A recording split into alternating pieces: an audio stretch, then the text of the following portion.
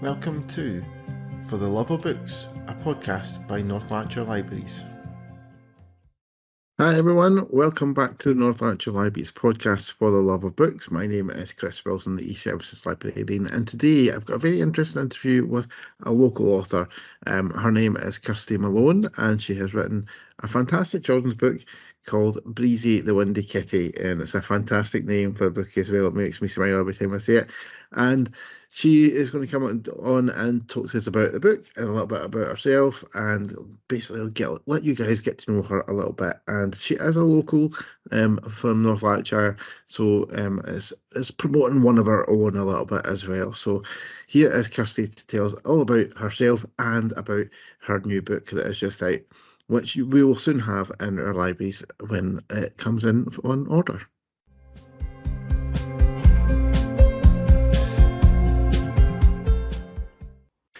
So, hi Kirsty, thanks for joining me on our podcast today.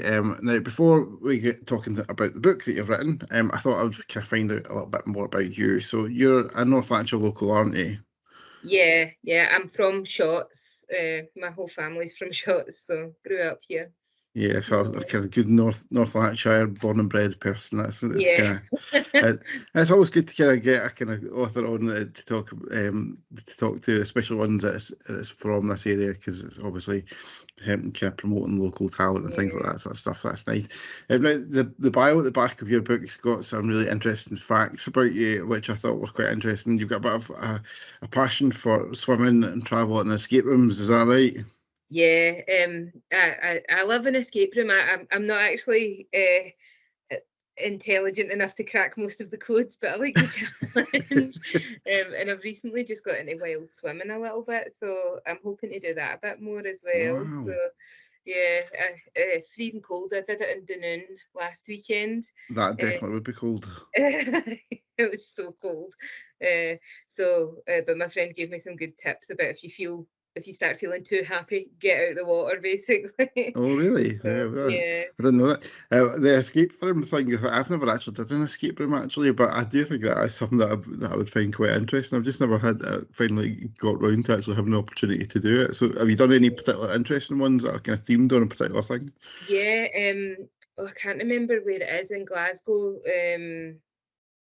There's one. I've done all the rooms in the one in there's this one in Glasgow. I can't remember where it is, but they've got like a surgeon room and they've got a witchcraft room, like a hospital room and stuff like that. So and it's really interesting. And most of the time, the team that I'm on goes past the buzzer and they have to let us out of the room. But it's a fun challenge.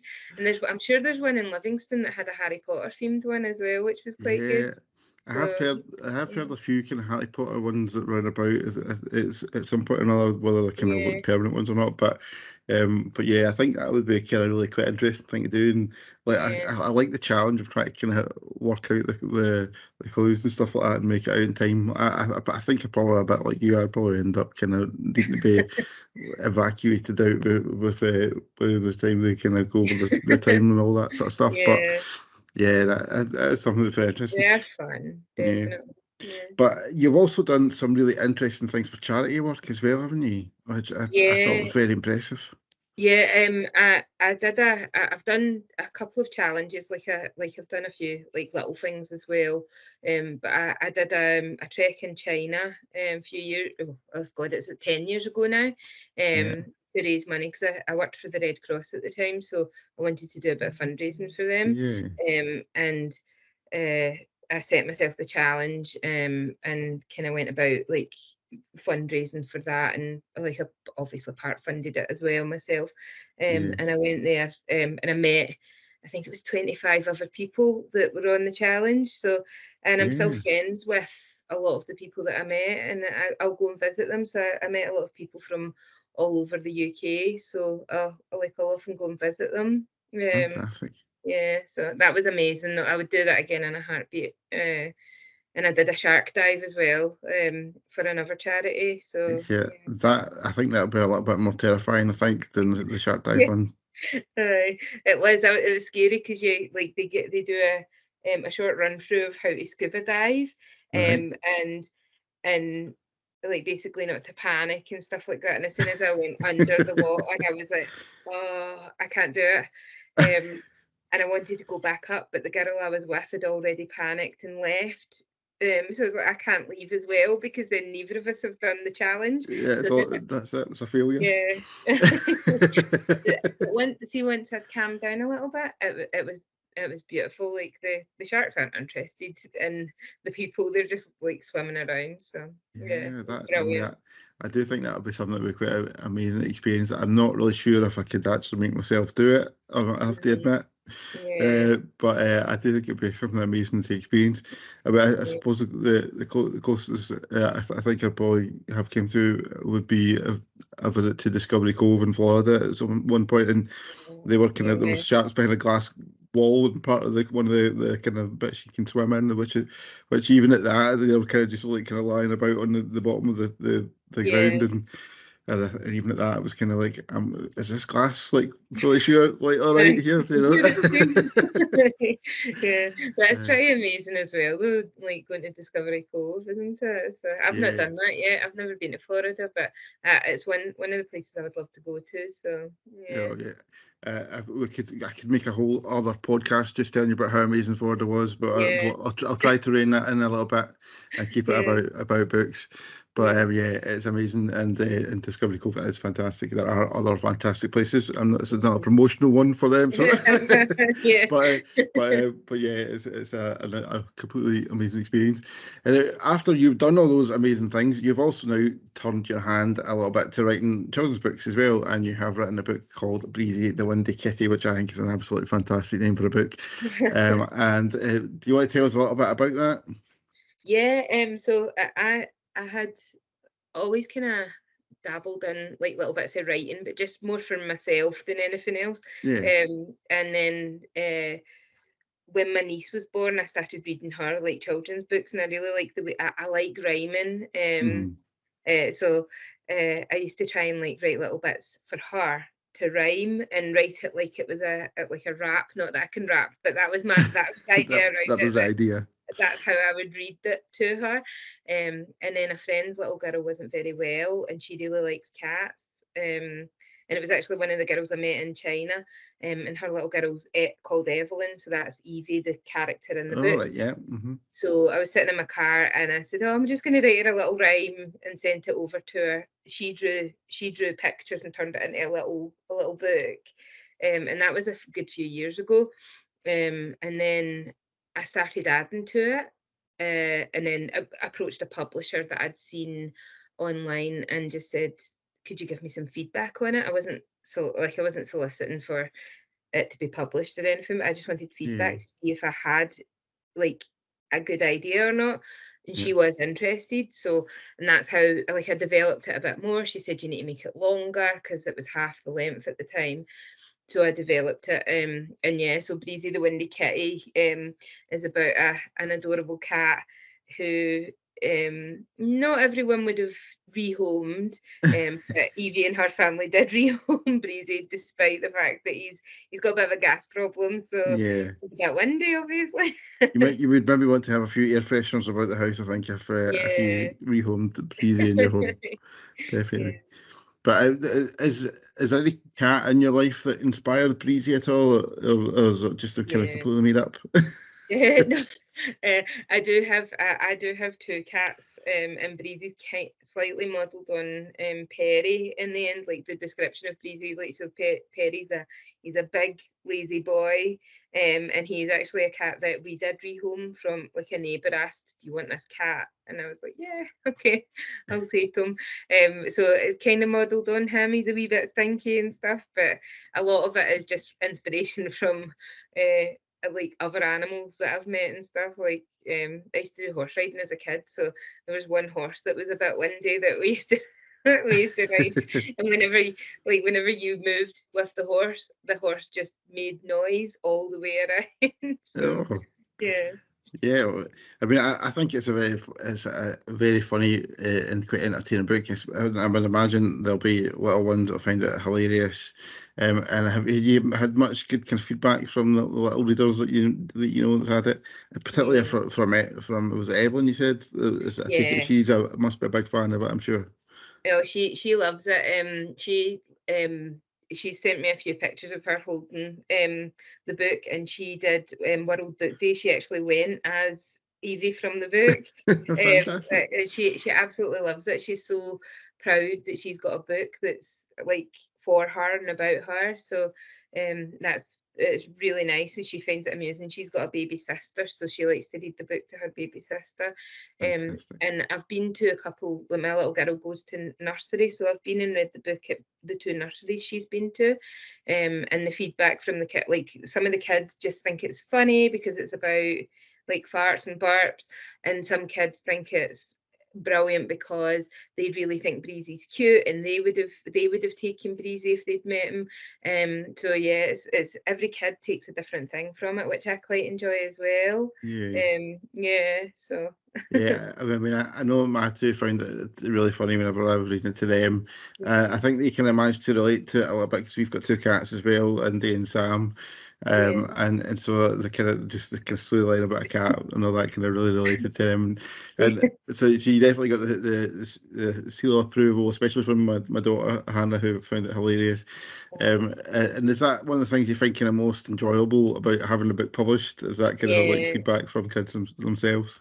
definitely. Tell Hannah thank you for that, because I think that is the most important thing, because obviously it's the grown-ups that like they pick the book. Like when you're like obviously I'm buying books for my little girl and stuff like that. So the grown-ups pick the book. Yeah. But I want to know what the kids think of it because it's for them, isn't it, as well? Yeah. So I do like hearing when a kid likes it and stuff like that. So because it makes me giggle when I read it still. So yeah, I like that like children are enjoying it. Yeah, Yeah. and I think probably most cat owners out there can relate to the Yeah. storyline a little bit. You know Yeah. we all have that breezy moment. I think at Mhm. some point if you're a cat owner. Definitely. I noticed on social media that you gave a little bit at making some cat-shaped crayons for visits to like nurseries and libraries and schools and things like that sort of stuff. But it didn't really turn out quite as well as you hoped. Mhm. Is that right? No, no, that didn't go well at all. Like, uh, I'm not a crafty person anyway, but in my mind, I was like, that looks pretty easy. I could do that. So I bought the cat molds and got all the crayons prepared, and so, it was a disaster. They honestly look like the stuff of nightmares. Like the little girl likes them, to be fair, but there's no way I could have handed them out and like not had emails from people saying my little girl's having nightmares about those crayons. I Awful. think I'm going to give you 10 out of 10 though for creative thinking with coming up with that idea. I quite like that idea. Yeah, Maybe we just need to finesse the kind of creation of the creating a little bit and yeah. for future maybe. Yeah. But yeah, that I do kind of think it's quite a good idea and obviously you know If I'd we taken my time and maybe researched it a bit, it could have turned out really well. But I tried to use my slow cooker to do it as well because I didn't have any equipment. So yeah, if I ever do it again, I'll no, in fact, I won't even pretend I'm going to try it again. Well, but now, one of the other things that I noticed that is very important to you in life as well is talking about mental health. And I Mm, wonder what your thoughts about kind of the importance of reading for people's mental health was, and 'cause obviously now you're kind of a published author, you obviously have a mm. big interest in reading and things like that as well. So, what's your thoughts in terms of the importance for reading as well? Um, All things that's an important thing for libraries too. yeah, because obviously I think a lot of people now have some sort of mental health struggle. But like I personally have like my own struggles.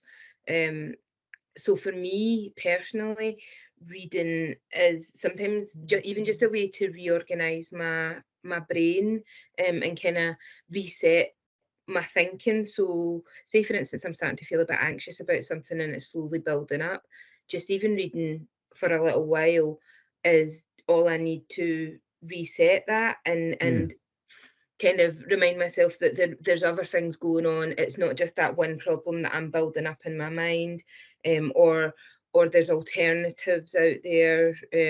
Because I think, like for me, my mind might run away with something that's actually really small and make it massive. So by the end of the day, what started as a really small thing has become massive. So for me, reading might be just that reset that I need, or a little bit of escapism.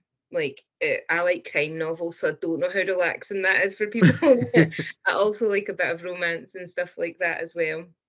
Or even just reading to my little girl, for instance. We're bonding over a kid's story. She's finding fun. I'm enjoying watching her being amused by a story or going into that little world, and it takes me away from something that's maybe been distracting me all day. So yeah, I think it is important if you enjoy reading.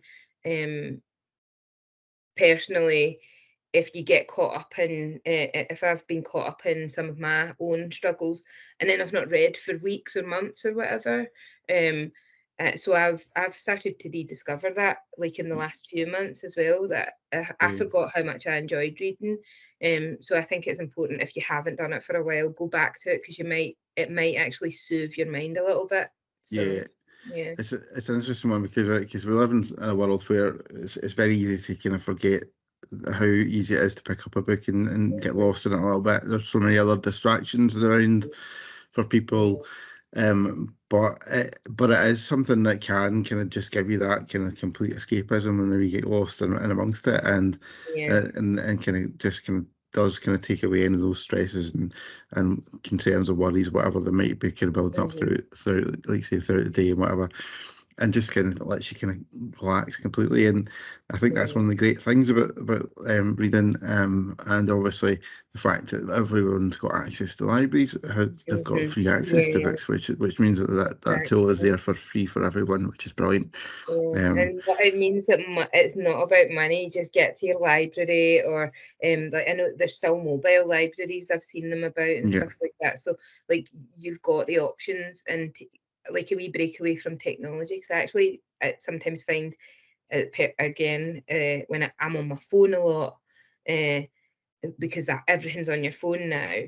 And actually that's making me more anxious as well. So it's a chance to put that away and just forget that and go back to a good old-fashioned book sometimes as well. So definitely. One of the other things that I discovered as well, that like me, your kids, and when I say kids, I really mean us as parents, because it's amazing, are big fans of Bluey, the TV show, which is also now kind of got, so I can see the books going along with it as well. It's such a great show for kids and parents, isn't it? It's kind of got some great kind of like meanings and kind of lessons for both. I think for both kids and parents as well. I think in Bluey. Yeah, I really agree. Like I've found myself sometimes watching episodes of Bluey without my little girl as well. So I watched the new one. Me and my partner had watched the new one before our little girl did. So I've got some of the books as well, so we do read the books. Try and do the accent, but I can't do it.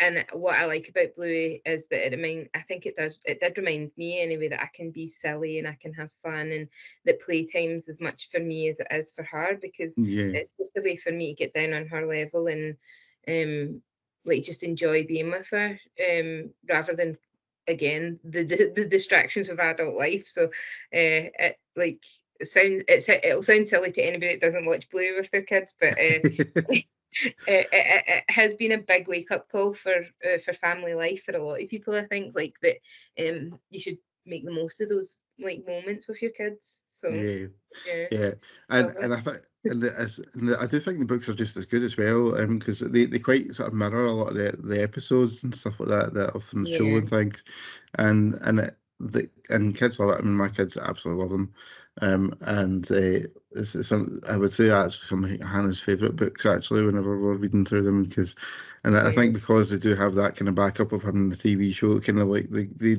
know the characters a bit better and things, and But I do think there's a kind of really good element there for parents as well. Like, actually, Yeah. I was at my nephew's birthday party just the other day, and there was a lot of kind of parents with young kids there, and it was actually, there was a conversation came up about Bluey and about how it's such a great show for Yeah. adults just as much as Yeah. as the parents, just as much as for the kids. Yeah. So if you It, haven't, it comes up a lot more in adult conversations than I ever would have realised. Like, because I'm yeah, the same. Like, no matter who I'm talking to, the minute you get onto Bluey, all the grown-ups are like, "It's so good, isn't it?"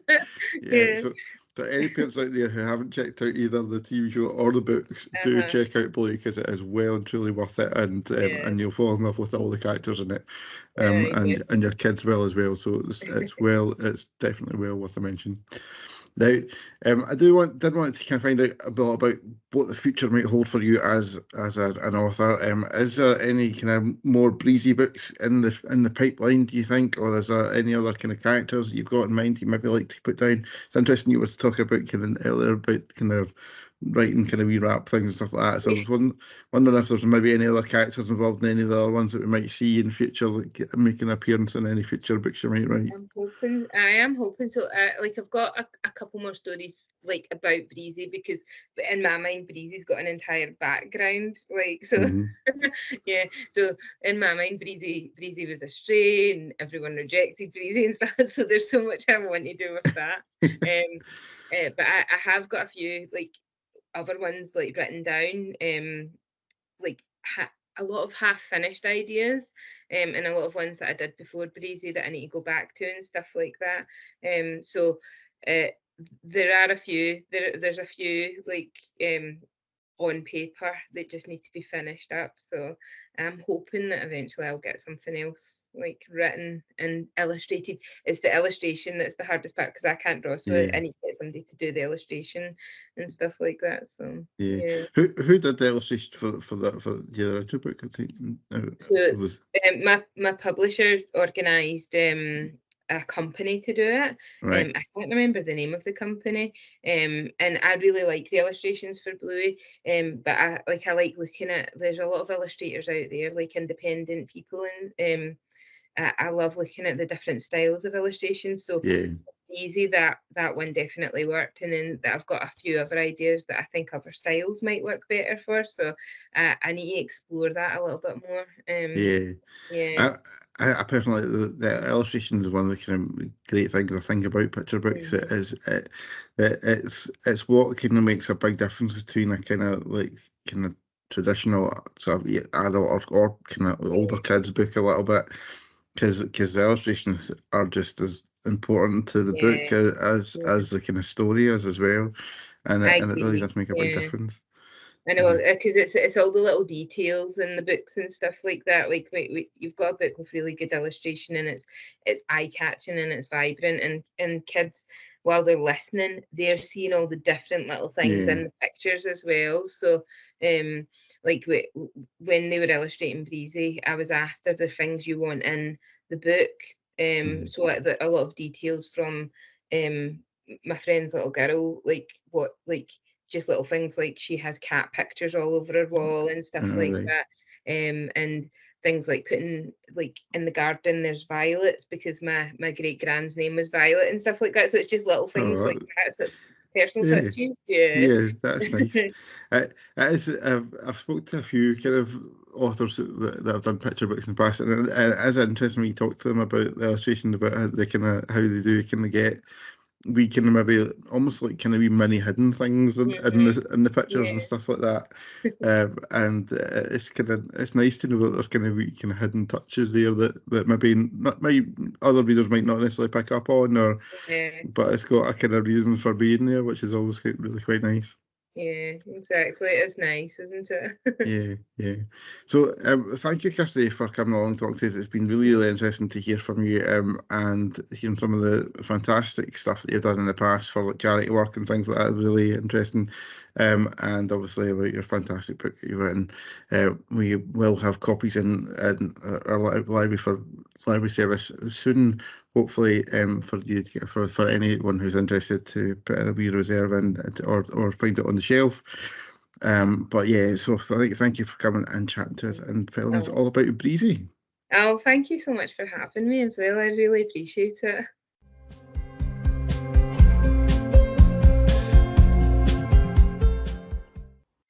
So there you go, guys. Thank you to Kirsty for coming along and talking to me. It was a fantastic little chat that I had with her, and she is a lovely person, and she has written a fantastic little book. Which, like I said at the start, we are ordering into some of our libraries, so you will be able to either find it on the shelf or reserve it if you fancy finding a little bit out about her book. And it's a great chance to kind of help find out a little bit about a local author as well. Some of you may have noticed that we had a little special new feature in the podcast called That's Not What Happened in the Book. So if you haven't caught the first episode of that, you can check that on previous episodes as well. So go back and have a look to find out about that. It's all about the differences between the film version and the book version of a story. So go and find out that. It's very interesting, and it's hosted by Andrew, one of our staff, and also Kirkan Saccone, another local author who's chatting to Andrew as well. It's worth checking out, and we will have more of those coming in future as well. And do not forget to check out B's books as well, which will be back again next week as well for you to listen to. That's all for now, guys. I hope you have enjoyed hearing a little bit from Kirsty, and do get a chance to check out that book once it's on our shelves. That's all for me for now, guys. Bye for now.